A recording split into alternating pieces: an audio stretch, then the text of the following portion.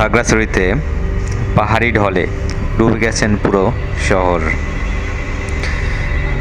Long time বৃষ্টি হওয়ার কারণে পাহাড় থেকে এত পরিমাণ ঢল নেমেছেন এবং পুরো শহরটা ডুবে গেছেন। খাগড়াছড়িবাসীর জন্য সকলে দোয়া করবেন যেন বৃষ্টির ওয়েদারটা যেন একটু ভালো হয় এবং পাহাড়ি ঢলটা যেন কমে যায়।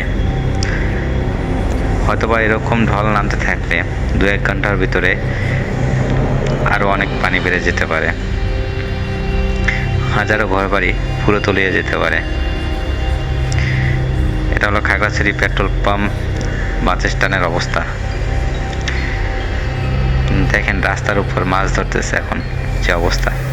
এটা হলো আমাদের অফিসের সামনে গেটে মাজা সমান পানি, গাড়ি প্রায় অর্ধেকের বেশি তলায় গেছে।